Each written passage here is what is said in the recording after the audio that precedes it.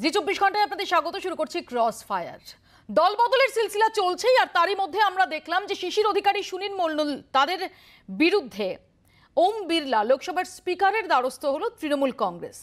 অন্যদিকে শুভেন্দু অধিকারী তিনি বলছেন যে মুকুল রায়ের দিকে নিশানা করে বলছেন যে দলত্যাগ বিরোধী আইনের একদম চূড়ান্ত যে তার যে কার্যকলাপ, তার যে এফেক্টিভনেস, সেইটা যাতে সুনিশ্চিত করা যায় তার জন্য যত দূর যেতে হয় তত দূর যাবেন। যদি স্পিকার ব্যবস্থা না নেন বিধানসভার, তাহলে বিচার বিভাগও রয়েছে। আর এর মধ্যেই ঘুরে ফিরে আসছে দলত্যাগ বিরোধী আইনের প্রসঙ্গ। আর তার সঙ্গে প্রশ্ন উঠছে যে যখন যাদের এই ক্ষয় ফেস করতে হয় তখন তারা দলত্যাগ বিরোধী আইনের প্রসঙ্গ টানলেও আসলে দলত্যাগ বিরোধী আইন কতটা কার্যকরী, সেই কার্যকর করার ক্ষেত্রে সদিচ্ছার যে প্রসঙ্গটা, সেটা আসলে কি সোনার পাথর বাটি? এ নিয়ে আমরা আলোচনা করব আজকে ক্রসফায়ারে। আমাদের সঙ্গে সরাসরি যারা ক্রসফায়ারে যোগ দিয়েছেন তাদের সঙ্গে পরিচয় করিয়ে দিই। বিজেপির পক্ষ থেকে রয়েছেন কেয়া ঘোষ, রয়েছেন কংগ্রেসের পক্ষ থেকে কৌস্তব বাগচি, সিপিআইএম এর পক্ষ থেকে শতরূপ ঘোষ। আমি বিরোধী দলনেতা দায়িত্ব নিয়ে বলছি, আমি পদ্ধতি জানি। আমি দলত্যাগ বিরোধী আইন পশ্চিমবঙ্গে কার্যকর করে দেখাবো। 2 মাস লাগতে পারে, 3 মাস লাগতে পারে। সোমবার বেশ কিছু দলীয় বিধায়ককে নিয়ে রাজ্যপালের সঙ্গে দেখা করেন বিরোধী দলনেতা শুভেন্দু অধিকারী। বিজেপি সূত্রের খবর, অন্য অনেক বিষয়ে আলোচনা হলেও দলত্যাগ বিরোধী আইনই বৈঠকে গুরুত্ব পায়। मैं आपके माध्यम से सबको बताना चाहता हूं, पश्चिम बंगाल में एंटी डिफेक्शन लॉ 100% लागू है। It is as much applicable as in any other part of the country. न्यायिक व्यवस्था इसका पूरा ध्यान दे सकती है। ভোটের পরপরই বিজেপি ছেড়ে তৃণমূল কংগ্রেসে যোগ দিয়েছেন মুকুল রায়। আরও এক ঝাঁক বিজেপি বিধায়ক মুকুলের পথেই হাঁটতে পারেন বলে জল্পনা। রাজনৈতিক মহলে ধারণা, ভাঙন আটকাতে মুকুলকে নিশানা করে অন্যদের বার্তা দিতে চাইছেন বিরোধী দলনেতা। তবে তৃণমূল কংগ্রেসও একই কৌশল নিচ্ছে। শিশির অধিকারী ও সুনীল মণ্ডলের সাংসদ পদ খারিজে তৎপর তৃণমূল কংগ্রেস। দুই সাংসদই ভোটের আগে অমিত শাহর সভায় ছিলেন। দুজনের কেউই দল বদল নিয়ে লোকসভা স্পিকারকে চিঠি দেননি। সোমবার স্পিকারকে ফোন লোকসভার তৃণমূল কংগ্রেস দলনেতার। এর আগে নিয়ে স্পিকারকে চিঠি দিয়েছে তৃণমূল কংগ্রেস। সোমবার একটি কমিটি করার কথা জানিয়েছেন স্পিকার। ঘটনা হলো, বহু দল বদল হলেও এ রাজ্যে সাম্প্রতিককালে দলত্যাগ আইন প্রয়োগের নজির নেই। এনডিএ আমলে লোকসভাতেও এই আইন প্রয়োগ হয়নি। পশ্চিমবঙ্গে চাপ বাড়ানোর খেলায় সেই দলত্যাগ বিরোধী আইনি হাতিয়ার। ব্যুরো রিপোর্ট, জি24 ঘন্টা। ইতিমধ্যে দেবাংশু ভট্টাচার্য আমাদের সঙ্গে এসে যোগ দিয়েছেন। দেবাংশু, স্বাগত জানাই জি24 ঘন্টায়। আমি আলোচনায় যাওয়ার আগে একবার শোনাবো যে কুণাল ঘোষ তিনি শুভেন্দু অধিকারী যেটা বলেছেন যে দলত্যাগ বিরোধী আইন কার্যকর করিয়েই ছাড়বেন, সে প্রসঙ্গে কুণাল ঘোষ কি বলেছেন?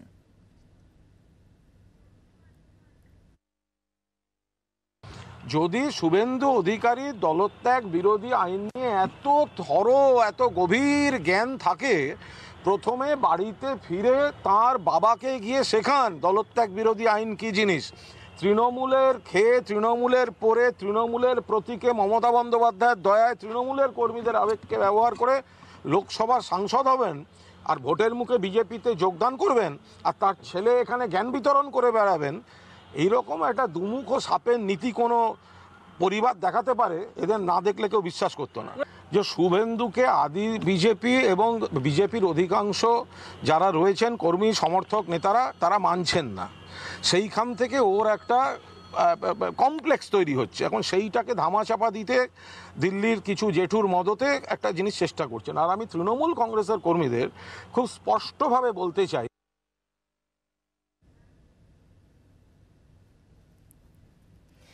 আমি কেয়ার কাছেই শুরুতে আসবো। কেয়া, একটা কথা আছে যে আপনি আচরি ধর্ম শিখাও পরে রে, কিন্তু যখন দলত্যাগ বিরোধী আইনের প্রসঙ্গ আসছে, কি তৃণমূল কংগ্রেস কি বিজেপি নিজেরা কি সেই ধর্মটা পালন করছে?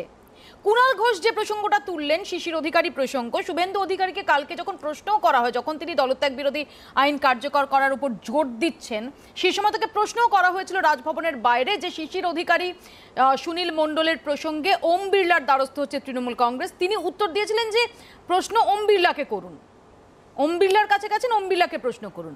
তো এই প্রশ্নটাকেও তো ফেস করতে হবে।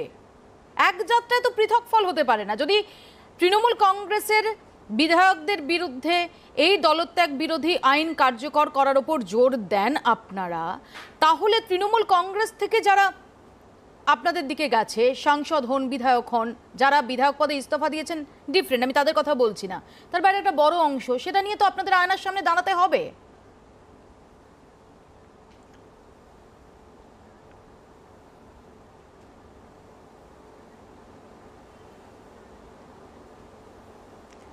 মৌপিয়া, কুণাল ঘোষ কি বললেন না বললেন সেটা নিয়ে এবার কুণাল ঘোষ বলছেন দ্বিচারিতার কথা, দুমুখ ব্যবহারের কথা।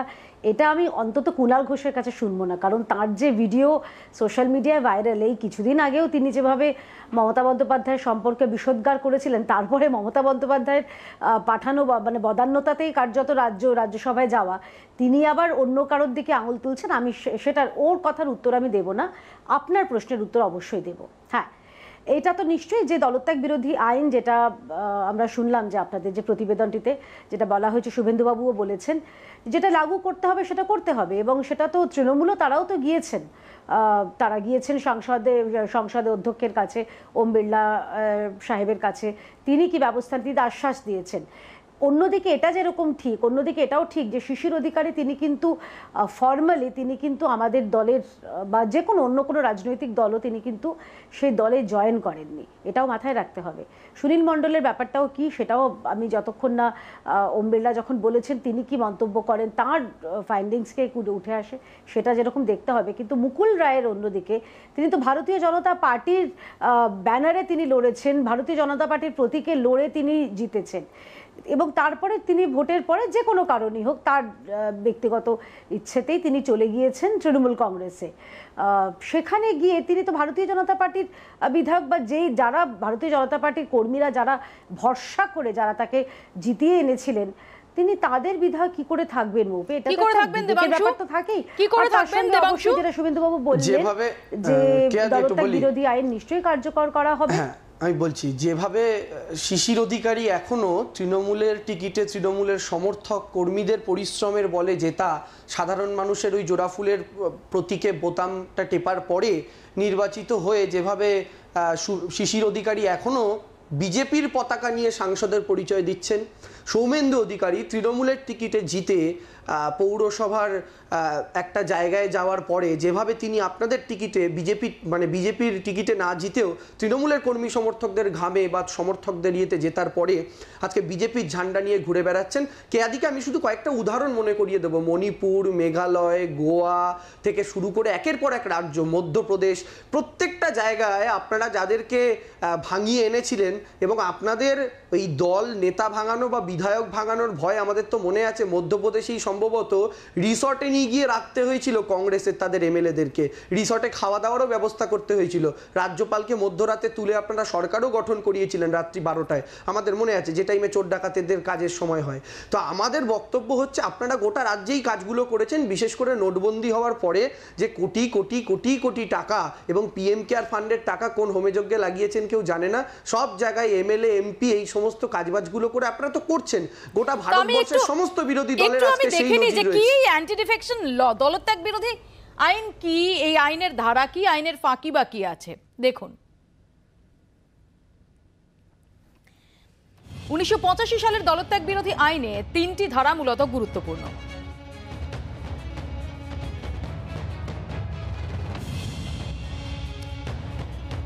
দলবদল করলে বিধায়ক বা সাংসদ পদ খারিজ হবে, দলীয় হুইপ অগ্রাহ্য করলেও একই ব্যবস্থা, সাংসদ বা বিধায়ক পদ খারিজের সিদ্ধান্ত নেবেন হাউস স্পিকার, স্পিকারের কাছে নির্দিষ্ট অভিযোগ জমা পড়তে হবে, অভিযোগ পেলে পদক্ষেপ করতে হবে স্পিকারকে, কোন দলের 2/3 জনপ্রতিনিধি একসঙ্গে দলত্যাগ করলে ব্যবস্থা নেওয়া যাবে না, স্পিকার কতদিনে ব্যবস্থা নেবেন তার উল্লেখ নেই, অভিযোগ পেলেও সিদ্ধান্ত ঝুলিয়ে রাখার সুযোগ স্পিকারের হাতে।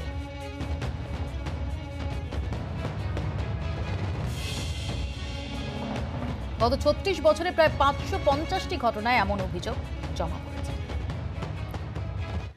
কৌস্তবের কাছে আসি, কারণ সাম্প্রতিক অতীতে যদি দলত্যাগের কারণে সবচেয়ে বেশি ব্লিড কোনো দল করে থাকে সেটা বোধহয় কংগ্রেস, এবং এই যে স্পিকারের হাতের যে ক্ষমতা রয়েছে, স্পিকার ঝুলিয়ে রাখবেন নাকি স্পিকার তার ক্ষমতা প্রয়োগ করবেন, এই নিয়ে যে চর্চা চলেছে তার একটা বড় অংশ তার সঙ্গে কংগ্রেস ভুক্তভোগী। কৌস্তব, দলত্যাগ বিরোধী আইন রয়েছে, কিন্তু সেটা কতটা খাতায় কলমে, কতটা তার প্রয়োগের সদিচ্ছা দেখা যায়? আমরা গত কয়েক বছরে দেখেছি যে একাধিক কংগ্রেস বিধায়ক তাদের দল পাল্টাতে বারবার তোমরা বিধানসভার স্পিকারের কাছে এ বিষয়ে এটা তার গোচরে এনেছো, কাজ হয়েছে?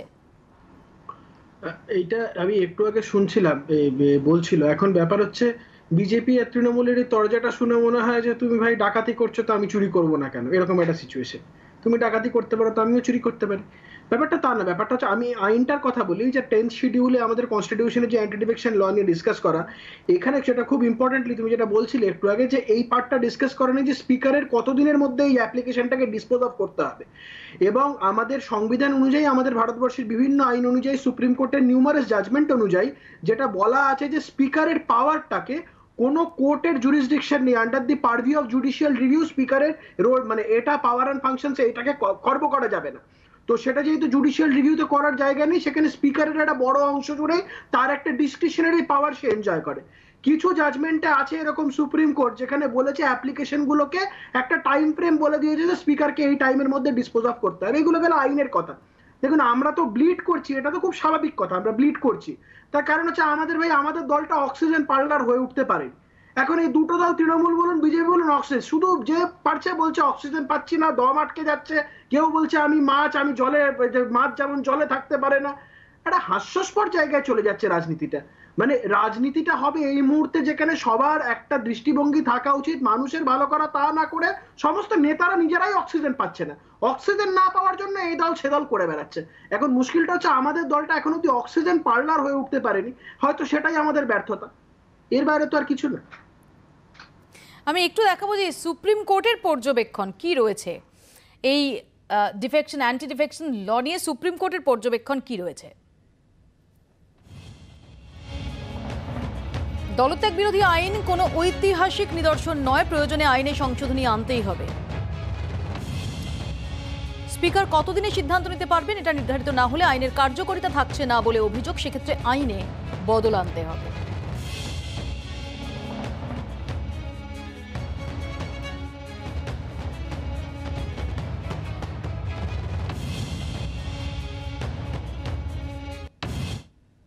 আমি যাদের কাছে এখানেই আসবো, যাদ আইন আছে, আইনের ফাঁকও রয়েছে, যে স্পিকারের হাতে ক্ষমতা এবং স্পিকার কতদিনে সেই বিষয়ে সিদ্ধান্ত নেবেন কি নেবেন না তার কোনো টাইম ফ্রেম বেঁধে দেওয়ার নেই। বজ্র আঁটুনের মধ্যে এই ফসকা গেরোর মিসইউজ কি আমরা দেখিনি?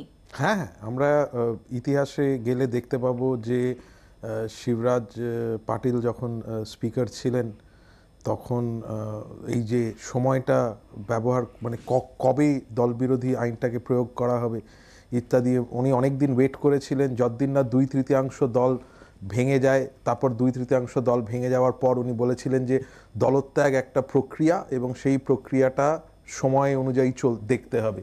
আমাদের গত 2011 সাল থেকে পশ্চিমবঙ্গে তো মানে স্পিকার অনুযায়ী তো আপনি যদি দেখেন কোনো দলত্যাগই হয়নি। বিমান বন্দ্যোপাধ্যায় মাননীয় স্পিকার তো কোনো অভিযোগের ওপরই কোনো অ্যাক্ট করেননি, এবং আজকে আমরা 10 বছর ধরে সেটা দেখছি। তার ফলে সুপ্রিম কোর্টের এই যে অবজারভেশনটা, এটা একদমই সঠিক অবজারভেশন যে স্পিকারের হাতে ক্ষমতা দেওয়া আছে। আসলে আমাদের সাংবিধানিক ব্যবস্থায় স্পিকারকে বলা হয়েছিল যে স্পিকার রাজনীতির ঊর্ধ্বে থাকবেন, কিন্তু আমাদের স্পিকাররা অনেক সময় হচ্ছে রাজনৈতিক দলের যে হুইপ জারি করা হয়, স্পিকারদের ওপরেও হুইপ জারি করা হয়। স্পিকাররা কোনোদিনই সেই রকম একটা ভূমিকা নেননি বা নিতে পারেন না। সোমনাথ চট্টোপাধ্যায় সেই জায়গায় দাঁড়িয়ে কিন্তু একটা মানে উদাহরণ সৃষ্টি করেছিলেন, যেখানে উনি স্পিকারের ভূমিকাকে বেশি গুরুত্ব দিয়ে দেখেছিলেন। মানে এটা মানে আমাদের ডেমোক্রেসির ক্ষেত্রে একটা অত্যন্ত। এখন একটা জিনিস যেটা মানে আমারও শুনে মনে হচ্ছিল এই তরজাতে, যে বিজেপিরও এরকম দলত্যাগ প্রচুর করেছে। আসামে হেমন্ত বিশ্ব শর্মাকে ভাঙিয়ে নিয়ে তবেই হচ্ছে আসামে গভর্নমেন্ট ফর্ম হয়েছে, এবং তারপরে অনেকগুলো সরকার আছে যেখানে বিজেপি দলত্যাগ করিয়ে নিজের দিকে নিয়ে এসে সরকার গঠন করেছে।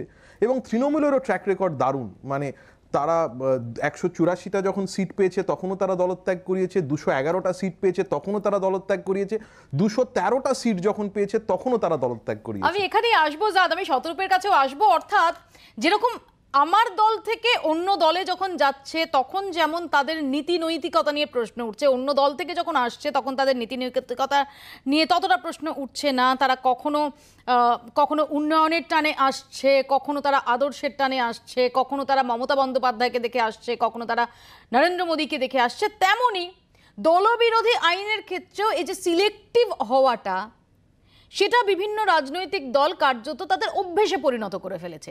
ছোট্ট একটা বিরতির পর এ প্রসঙ্গে আলোচনায় ফিরছি, দেখতে থাকুন ক্রস ফায়ার।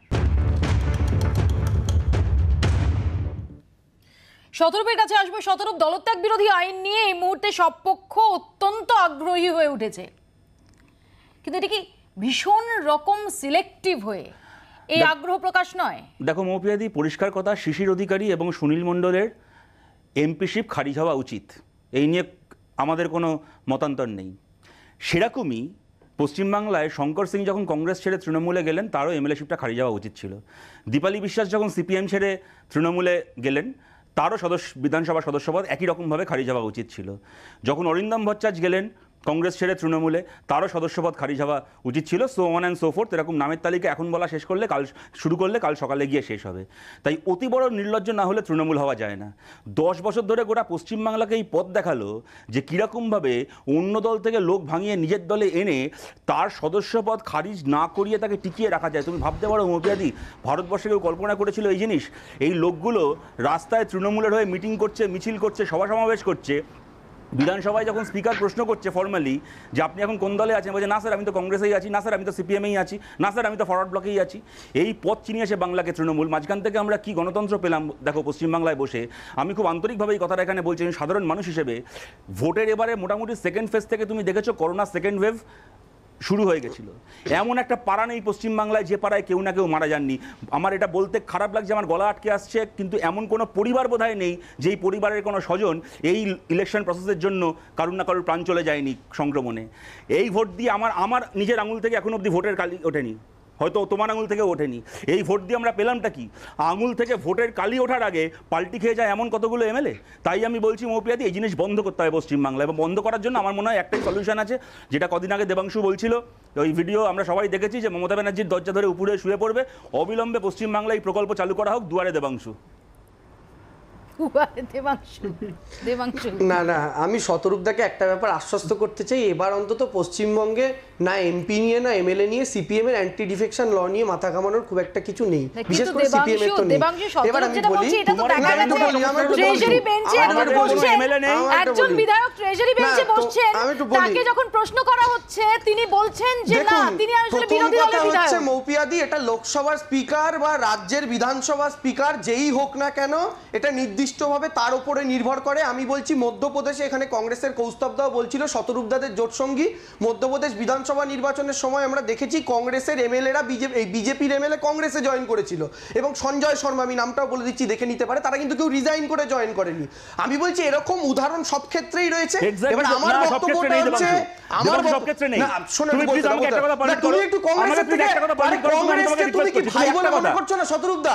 এই তোমাদের বিকাশ রঞ্জন ভট্টাচার্য লিখছে, এদিকে তোমরা কংগ্রেসের যে জয়েন করছে তাকে নিয়ে তোমরা আলাদা করে বক্তব্য রাখছো। আলোচনা সিরিয়াসলি হারিয়ে ফেলনা, টপিক ডাইভার্ট করো না। না একদম টপিকই বলছি। না আমি তোমাকে একটা কথা বলি, আমি তোমার সাথে যতদূর অবধি একমত হওয়ার আমি কিন্তু একমত হয়েছি। মধ্যপ্রদেশ থেকে শুরু করে দেবাংশু, আমি কিন্তু শিশির অধিকারী এবং সুনীল মণ্ডলের প্রশ্নে তোমার সঙ্গে আন্তরিকভাবে একমত, কিন্তু তোমাকে আমি একটা কথা বলছি ভাই, সব দলের এই ট্র্যাক রেকর্ড আছে তা নয়। সিপিএম এর প্রতি তোমার 100টা ন্যায্য কারণে রাগ থাকতে পারে, তোমার সেই রাগের সাথে তাহলে আছো কি করে? ভাই তুমি এক সেকেন্ড আমার কথাটা শোনো, এক সেকেন্ড না, তুমি আমাকে এটা বলো, কংগ্রেসের সাথে তুমি আছো কি করে? কংগ্রেস যখন একই কথাটা শোনো, তুমি কথাটা শোনো, কথাটা শোনো।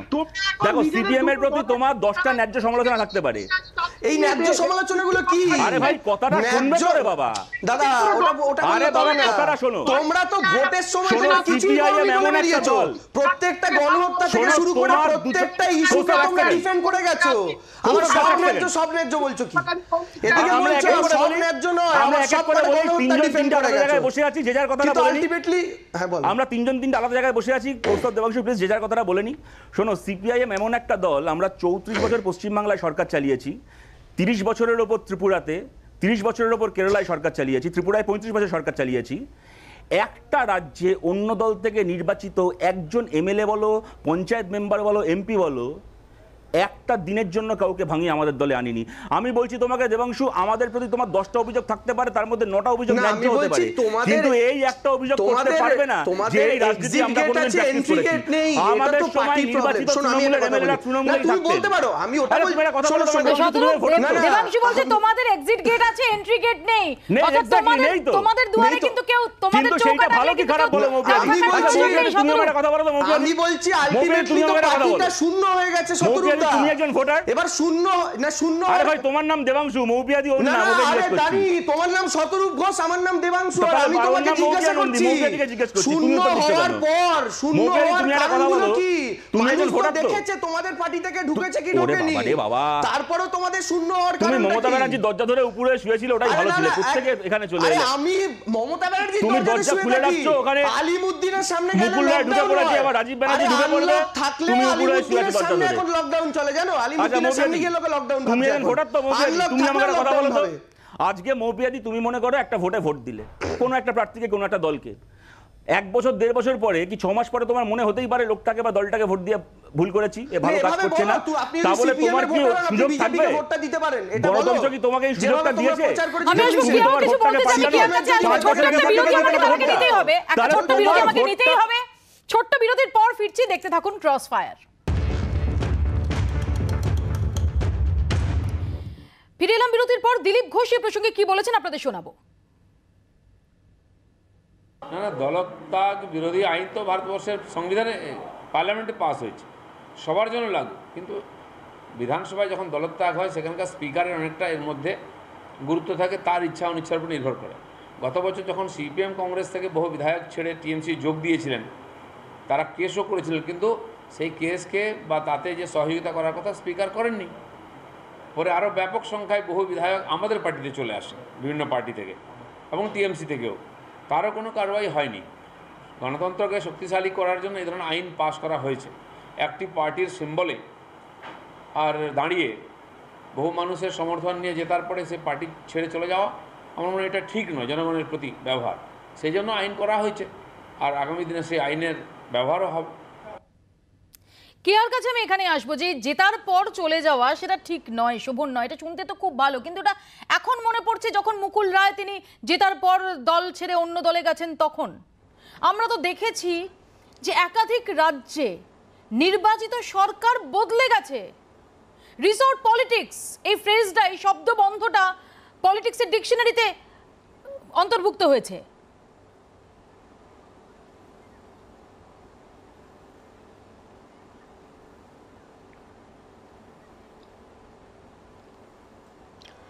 মৌপিয়া, রিসর্ট পলিটিক্সটা আপনাকে একটু শুধরে দিতে চাই, এটা কংগ্রেসের আমদানি।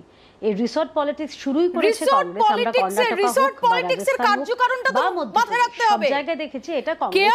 রিসর্ট পলিটিক্স, এই রিসর্ট রিসর্টে নিয়ে গিয়ে রাখার প্রয়োজন কেন হয়েছে? এই রাজ্যের প্রশ্ন কেন হয়েছে? আপনার প্রশ্নে রিসর্ট পলিটিক্সের কার্যকারণ আছে তো।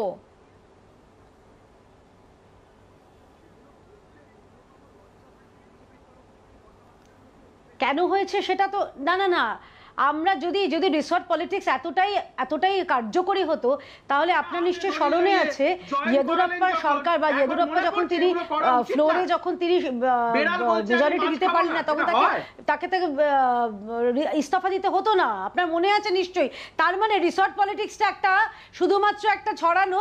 আরে ভাই একটু দাঁড়ান না, এত অধৈর্য হবেন না, আমাকে বলতে দিন না। দেবাংশু দাঁড়াও একটু।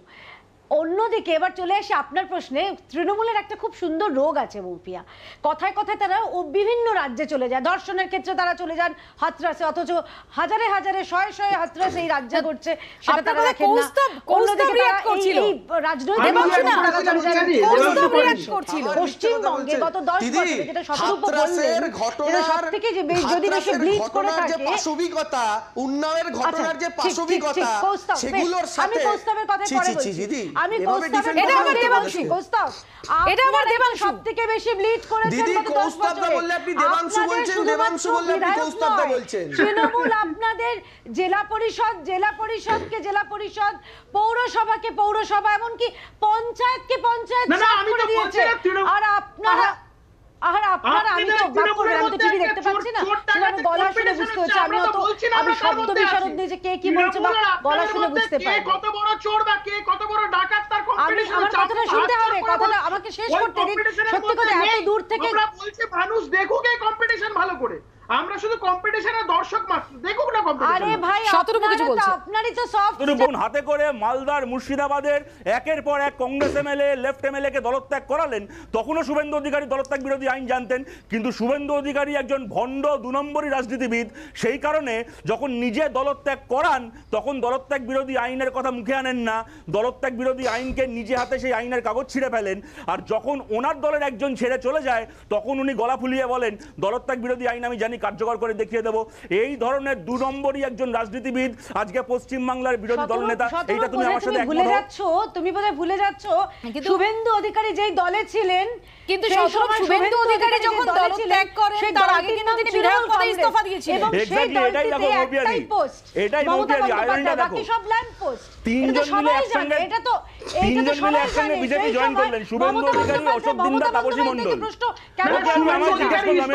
বিজেপি জয়েন করলেন, আমার প্রশ্ন বললাম, আমি এটা বলে দিই, তিনজন মিলে বললেন নিজে ভালো মানুষ হয়ে দলত্যাগটা করলেন, বাকি দুজনকে মমতা বন্দ্যোপাধ্যায়কে প্রশ্ন করো। মমতা বন্দ্যোপাধ্যায় আমাকে প্রশ্ন করেছে, আমাকে একটু বলতে দাও না। আরে প্রশ্ন তো আমায় করলো, রাজ্যের ক্ষেত্রে এক, কেন্দ্রের ক্ষেত্রে অন্য, এই রকম বিচারিক আমি একটু জাদের কাছে এখানে আসি, থেকে করো না জাদ। এই জায়গায় সবচেয়ে গুরুত্বপূর্ণ ভূমিকা তো স্পিকারের, যেটা আমরা আগেও আলোচনা করছিলাম। স্পিকার পদ সেটা কাগজে কলমে আইডিয়ালি যে স্পিকার পদটা একটা নিরপেক্ষ পদ, এবং ডেফিনেটলি স্পিকার পদের প্রতি আমরা সম্মান রেখেই বলছি। স্পিকারের নিঃসন্দেহে স্পিকারের যে ভূমিকা সেটা অত্যন্ত গুরুত্বপূর্ণ একটা ভূমিকা এবং অত্যন্ত সম্মানের একটা জায়গা। কিন্তু আমার এখানে প্রশ্ন যে স্পিকারের সিদ্ধান্তের ওপর যেহেতু এটা পুরোটাই নির্ভর করে, আমাদের দেশে কোথাও কি এই জায়গাটা একটা বড়সড় ফাঁকের জায়গা হয়ে থাকছে, এবং এর কারণেই যখন যে সুবিধাজনক পজিশনে রয়েছে সে তখন উদাসীন হয়ে যায় এই দলত্যাগ বিরোধী আইন কার্যকর করার ক্ষেত্রে? না, একেবারেই। আমি শুধু মানে স্পিকারের বক্তব্যটা বলার আগে যদি একটু অনুমতি দাও তাহলে একটা কথা বলি। আমি এই শতরূপ, দেবাংশু এবং কেয়ার মধ্যে যে মানে বাক্য বিনিময় হচ্ছিল, আরেকজন যিনি কংগ্রেসের আছেন কৌস্তব, ওনাদের বাক্য বিনিময় হচ্ছিল, আমি খালি ভাবছিলাম যে ওনারা আজকে টিভিতে গিয়ে ডিফেন্ড করছেন কাদের, মানে যাদেরকে ডিফেন্ড করছেন। শতরূপ তো বলেই দিয়েছে যে ওর কাউকেই ডিফেন্ড করার নেই, কিন্তু বাকি যারা ডিফেন্ড করছেন কাদের ডিফেন্ড করছেন? এরা আদর্শের জন্য যদি দল ছাড়তেন তার একটা যুক্তি থাকে, এবং দলত্যাগ বিরোধী আইনের বিরুদ্ধে যারা বলেছেন তারা বলেছেন যে একজন বিধায়কের কি আবেগ বা রাজনৈতিক বিশ্বাসের জায়গা নেই, যে দল যা বলবে তাই করতে হবে? আজকে যদি আমি কোনো নীতির জন্য দলের বিরুদ্ধে যাওয়ার জায়গা থাকবে না, এটা একটা সমালোচনা আছে। কিন্তু আজকে যে মানুষগুলোকে আমরা দেখতে পেলাম তারা দল ছাড়ছিলেন শারীরিক কারণে, নিঃশ্বাস নিতে না পারা, কাজ করতে না পারা, তারপর তারা যখন আবার নির্বাচন হয়ে যাচ্ছেন আবার দল ছাড়ছেন। তাদের এক একজনের ইউএসপি কি, তারা কেন বড় নেতা, মানে পশ্চিমবঙ্গের রাজনীতি কোথায় গেছে? তারা বড় নেতা তার কারণ তারা বড়ভাবে দল ভাঙাতে পারেন, তারা অন্য লোককে এই দল থেকে ওই দলে নিয়ে যেতে পারেন, এর জন্য তারা বড় নেতা। এবং তাদেরকে এতভাবে ডিফেন্ড করা হচ্ছে, রাজনৈতিক দলের দায়িত্ব হয়ে গেছে, এদেরকে বর্জন করে দেওয়ার কথা। পশ্চিমবঙ্গের মানুষ এদেরকে বর্জন করেছে। দলত্যাগী যারা ছিল তাদেরকে নির্বাচনে জেতানো হয়নি, কিন্তু রাজনৈতিক দলগুলোর চরিত্র দেখুন যে এদেরকেই আঁকড়ে ধরে আবার নতুন রাজনীতি এরা গঠন করার চেষ্টা করছে। এটা হচ্ছে সবচেয়ে খারাপ। স্পিকার খারাপ? আমি বলছি কাঠামোগতভাবে মানুষ দলত্যাগ করে কখন? এক হতে পারে যে যখন আমার দলের সঙ্গে আদর্শ মিলছে না, দ্বিতীয় কখন করতে পারে যখন সে মনে করছে যে এই দলে থেকে আমার ব্যক্তি স্বার্থ চরিতার্থ হবে না। এই রাজনীতিবিদও একজন প্রফেশনাল, আজকে কেউ মনেই করতে পারেন যে এই দলের সঙ্গে থেকে আমার ভবিষ্যতের কি হচ্ছে। উইনস্টন চার্চিল একবার বলেছিলেন যে রাজনৈতিক দলরা হচ্ছে ঘোড়া, আর রাজনীতি যারা করে তারা হচ্ছে ঘোড়সওয়ার। যে ঘোড়া যত দূরে নিয়ে যাবে তখন সেই রকম ঘোড়া চুজ করা উচিত। এরা তো সেই রকম রাজনীতিবিদ যাদের নিয়ে আমরা কথা বলছি, যাদের নিয়ে আমরা এতক্ষণ ধরে ডিফেন্ড করছি। স্পিকার তো আছেই, দলের স্বার্থ দেখে করছেন, যে যখন যে দলের স্পিকার আছেন সেই দলে তাকে বেনিফিট দিচ্ছেন। কিন্তু পশ্চিমবঙ্গের রাজনীতিটা কোথায় গেছে? আজকে দলের মধ্যে একটা রিসার্চ হয়েছিল, প্রদীপ চিবার, ফ্রান্সেসকা জেনসিনিয়াস, ভারতবর্ষের রাজনৈতিক দল নিয়ে। তারা এটাই প্রশ্নটা দেখেছেন যে দলত্যাগ কখন হয়। তারা বলছেন যে দলের মধ্যে গণতন্ত্র আছে, যে দলের মধ্যে পদোন্নতি একটা স্বচ্ছ নিয়ম ধরে হয়, যে দলে রাজনৈতিক টিকিট দেওয়ার ক্ষেত্রে একটা স্বচ্ছতা আছে, যে দলের একটা ক্লিয়ার আদর্শ আছে, সেই দলে দলত্যাগ কম হয়। আপনি তৃণমূলকে এইটা দিয়ে ব্যাখ্যা করবেন, বিজেপিকে কিভাবে ব্যাখ্যা করবেন ভারতবর্ষে? আদর্শের দল, পার্টি উইথ আ ডিফারেন্স, তারাই হচ্ছে সারা ভারতবর্ষে দলত্যাগ করিয়ে বেড়াচ্ছে। তৃণমূলের ক্ষেত্রে আমি বলতে পারি যে একটা ব্যক্তিকেন্দ্রিক দল, কাঠামো নেই, অনেক ঝগড়াঝাটি আছে। শুভেন্দু বাবু হচ্ছে কে পরবর্তী দলের লিডার হবে তার জন্য দলে অনেক ভাঙন হয়ে যাচ্ছে, তার কারণ কোনো কাঠামো নেই, গণতন্ত্রের জায়গাটা সীমিত। বিজেপিকে কিভাবে ব্যাখ্যা করবেন? আমার যত রাজনৈতিক বোধ আছে, বুদ্ধি আছে, শিক্ষা আছে, পশ্চিমবঙ্গের এই রাজনীতি ব্যাখ্যা করতে গিয়ে ফেল করে যায়, কিছুতেই মেলাতে পারি না। এবং রাজনীতিটা যে জায়গায় যাচ্ছে, এখানে বসে এই ডিবেটেও আমার পার্টিসিপেট করতে আর ইচ্ছা করে না। আমি আসবো এই প্রসঙ্গে। আমি শুধু একবার দেখাবো যে এই ইমপ্লিমেন্টেশনের ক্ষেত্রে দলত্যাগ আইনে ব্যবস্থা নিতে বহু আবেদনই বকেয়া পড়ে রয়েছে, যেটা আমরা বলছিলাম যে যতক্ষণ না টাইম ফ্রেম বেঁধে দেওয়া হচ্ছে, যেটা আদালতেরও অবজারভেশন, ততক্ষণ অব্দি এটা বড় ফাঁক থেকে যাচ্ছে। সেরকমই কিছু পরিসংখ্যান আপনাদের দেখাবো। দলত্যাগ বিরোধী আইনে ব্যবস্থা চেয়ে প্রায় 150 অভিযোগ বকেয়া পড়ে রয়েছে। সেন্টার ফর সিভিল সোসাইটির রিপোর্ট 2020 সমীক্ষা অনুযায়ী গত 5 বছরে লোকসভা এবং বিধানসভাগুলিতে এই অভিযোগ বকেয়া রয়েছে।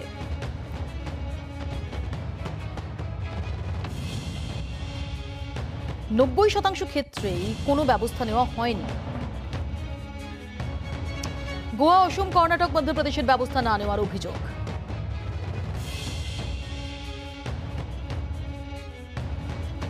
উত্তরাখণ্ড, মণিপুরের ঘটনায় জল গড়ায় হাইকোর্টে।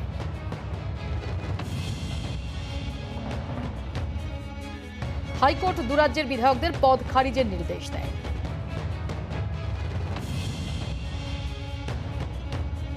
সুপ্রিম কোর্টে এখনো মূল মামলা চলছে। যে নীতিগত অবস্থানের জায়গায়, সদিচ্ছার জায়গায় একটা বড় সড়ো ফাঁক যে থেকে যাচ্ছে, এটা বলার অপেক্ষা রাখে না। ছোট্ট একটা বিরতির পরে প্রসঙ্গে আলোচনায় ফিরছি, দেখতে থাকুন ক্রস ফায়ার।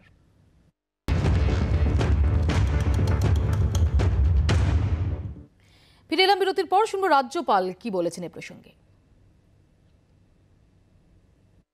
कॉन्स्टिट्यूशनल हेड होने के नाते, राज्यपाल होने के नाते मैं आपके माध्यम से सबको बताना चाहता हूं, पश्चिम बंगाल में एंटी डिफेक्शन लॉ 100% लागू है। It is as much applicable as in any other part of the country. न्यायिक व्यवस्था इसका पूरा ध्यान दे सकती है। कार्यवाही किसी को शुरू करनी है, सत्तारूढ़ दल करे चाहे प्रतिपक्ष करे, नियमानुसार उसका निस्तारण जरूर होगा। यदि अगर वो निस्तारण नहीं होता है तो भारत के संविधान के साथ कुठाराघात होगा, न्यायिक व्यवस्था उसका ध्यान देगी। Let no one be in doubt about it. কে আর কাছে আসবো, কে আবারও তো সেই প্রশ্নটাই উঠছে যে ঠিকই তো একটা আইন রয়েছে, সেই আইন কার্যকর হবে, বলবৎ হবে, নীতিগতভাবে, আদর্শগতভাবে, সেটাই স্বাভাবিক। কিন্তু সদিচ্ছার অভাব যখন আমরা দেখছি, এই কথাগুলো তো শুনতে খুব ভালো, কিন্তু প্রত্যেকটা ক্ষেত্রে তার কার্যকারিতা সেটা কেন প্রশ্নের মুখে আসে? যখন আমার ঘর ভাঙছে সেই সময় আমার দলত্যাগ বিরোধী আইনের কথা মনে পড়ছে, যখন অন্যের দল ঘর ভেঙে আমার দলে লোক আসছে তখন মনে পড়ছে না।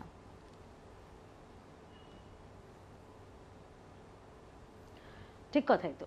যখন রাজ্যপাল বললেন, অবশ্যই রাজ্যপালের বা রাজভবনের মুখপাত্র আমি নই, কিন্তু সাংবিধানিক প্রধান হিসেবে উনি যেটা বললেন একেবারেই ঠিক কথা বলেছেন, এবং উনি বলেছেন যে এটা সর্বক্ষেত্রে লাগু হতে হবে। পরবর্তীকালে যদি তৃণমূল থেকে ভারতীয় জনতা পার্টিতে যদি এরকমভাবে বিধায়করা আসেন তাদের ক্ষেত্রে যেন লাগু করা হয়। আমি এই জিনিসটার আমি 100% সহমত। তুমি বিজেপির মুখপাত্র হিসেবে আজকে কি এটা বলতে পারো যে দর্থহীন ভাষায় এটা বলতে পারো মানুষের বিশ্বাসের জিতে যে বিজেপিতে যদি কেউ আসে তাকেও বিধায়ক পদ বা সাংসদ পদ ছেড়ে দিয়ে আসতে হবে, নাহলে তার বিরুদ্ধেও দলত্যাগ বিরোধী আইন কার্যকর হোক?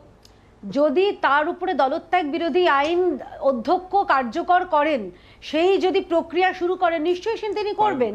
আসলে যদি সেই অধ্যক্ষ, আমি তো বললাম এটা তো একেবারেই এটা নিজে থেকে তো করে আসতে পারবে না, এটা তো করতে হবে অধ্যক্ষকে, সেই জিনিসের প্রক্রিয়া তো শুরু করতে হবে, ইনিশিয়েট করতে হবে, এবং প্রক্রিয়া যদি নিজেদের নৈতিকতা দলগত নৈতিকতা বলে কোনো বস্তু থাকবে না, তার দল তাকে ব্যবস্থা করতে হবে, নিতে হবে। একটা কথা বলছি, জাস্ট এক সেকেন্ড লাগবে, কিয়াদি যেটা বললো না, আমি দেবাংশুর কাছে পরবর্তীকালে দেখতে হবে, যেটা আমি আগেও প্রথম দিনেও বলেছিলাম, দেবাংশুর তো আজকে তাহলে আম আদমি পার্টিতে থাকার কথা। এত যে নীতি টিতির কথা হচ্ছে, দেবাংশু তো আজকে হিসেব মতো হয় কংগ্রেস আসবো কি 17 কিছু বলছে, 17 এপ্রিল 2013 দেবাংশু এক সেকেন্ড বলেনি কথাটা, তোমার কাছে সেভ আছে, আমি জানি সব সেভ। দেবাংশু এক সেকেন্ড, কিয়াদি পরবর্তীকালে করতে হবে বলে তুমি যেটা খুব স্ট্র্যাটেজিক্যালি করলে তা হচ্ছে পূর্ববর্তীকালে তোমরা যেটা করেছো, যেটাকে নিয়ে মৌপিয়াদি বারবার প্রশ্ন করছে, সেই প্রশ্নটাকে এড়িয়ে গেলে। তার সাথে মৌপিয়াদি আমি একটা কথা বলছি, আমার মনে হচ্ছে কোনো একটা জায়গাতে আমাদের একটু বোঝাপড়ার ভুল হচ্ছে। যে কথাটা আমরা বারবার বলছি, দলত্যাগ বিরোধী আইন কার্যকর করা হবে কি হবে না সেটা স্পিকারের সিদ্ধান্ত। আসলে এটা স্পিকারের সিদ্ধান্ত নয়, এটা সংবিধানের সিদ্ধান্ত। যে কোনো বিধানসভা বা দেশের লোকসভার স্পিকার একজন, সেই অর্থে দেখতে গেলে যে নোডাল অথরিটি, যার কাজ হচ্ছে সংবিধানের এই সিদ্ধান্তটাকে বলবৎ করা। কিন্তু দুর্ভাগ্যজনকভাবে স্পিকারের হাতে দুটো কাগজ রাখা থাকে, একটা দেশের সংবিধান, একটা দিদির বিধান। আর পশ্চিমবাংলা স্পিকার দেশের সংবিধান আর দিদির বিধানের মধ্যে গত 10 বছরে এই জন্যই কি কেরালা স্পিকারের বিরুদ্ধে স্মাগলিং কেসে অ্যাকিউজডরা প্রশ্ন তোলে শতরূপদা, কমপ্লেইন জমা পড়তে হবে। এই কারণেই কি কেরালা স্পিকারের বিরুদ্ধে কমপ্লেইন জমা স্মাগলিং এর বিরুদ্ধে অভিযোগ, নির্দিষ্ট কমপ্লেইন জমা পড়েছিল কিয়াদি, এবং আমার এটা বলতে কোনো সুবিধা নেই। এটা কিয়াদি, এটা আমার বলার অপেক্ষা রাখে না। পশ্চিমবাংলা এই জিনিস চালু করেছিল তৃণমূল, কিন্তু তৃণমূল যে জিনিস অন্যদের নিয়ে করেছিল, তোমরা সেই 1 লাখ যদি সরকারি দপ্তরে নিয়ে করেছো, তোমরা সেই 1 লাখ যদি জড়িয়ে থাকার অভিযোগ ওঠে, সেটা কিসের কাগজ? পার্টির দেওয়া কাগজ, আলিমুদ্দিন থেকে পাঠানো কাগজ। আলিমুদ্দিন ছাড়াও তুমি মমতা ব্যানার্জির দরজা বলো। আরে তুমি আমি শোবো, তুমি আমার সাথে শো, কারণ তোমাকে খলিফা লাইন দিতে হবে, তোমাকেও লাইন দিতে হবে। তো লাইন দিচ্ছ, তুমি লাইন দিচ্ছ, আগে বলো তুমি কবে লাইন দিচ্ছ, আগে বলো তুমি কবে লাইন দিচ্ছ, তুমি বলো আগে কবে লাইন দিচ্ছ, কারণ তুমি জানো তো, এই সর্বদা তুমি জানো তো তৃণমূল ভবনটা বিধানসভায়, জানো তো তৃণমূল ভবনটা কসবা বিধানসভায়, তৃণমূল ভবনটা কসবা বিধানসভায়, জানো তো তুমি মমতা আমি কি বলছি, তৃণমূল ভবনটা কসবা বিধানসভায়, জানো তো? আসো না কসবা বিধানসভা। দলবদল আটকাতে যদি এই দলত্যাগ বিরোধী আইনটা সেটা কার্যকর করার ক্ষেত্রে সমস্ত পক্ষের সদিচ্ছা থাকে, একটা দলের হয়ে যে দলই হোক সেই দলের হয়ে নির্বাচিত হওয়ার পর জনপ্রতিনিধি যখন অন্য দলে চলে যান, তার সেই জনপ্রতিনিধির পদটা থেকে ইস্তফা না দিয়ে, তখন আসলে জনতার যে রায়টা, সেই রায়টার প্রতি কমিটমেন্ট, সেটা নিয়ে প্রশ্ন উঠে যায়।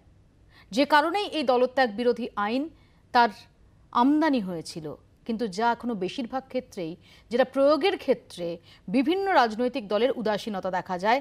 আরও একবার এই আলোচনাটা চর্চার মধ্যে চলে এসেছে, কিন্তু এই কার্যকর করার ক্ষেত্রে সিলেক্টিভ যতদিন অবধি হবে রাজনৈতিক দলগুলো, ততদিন অবধি যে আসলে কার্যকর হবে না, শুধুমাত্রই যার যখন সুবিধের দিক, যার যখন অসুবিধের দিক, সেই অনুযায়ী খুব নির্বাচিত, খুব ভেবেচিন্তে সুকৌশলে নির্বাচন করা একটা প্রয়াস হবে, এটা বলার অপেক্ষা রাখে না।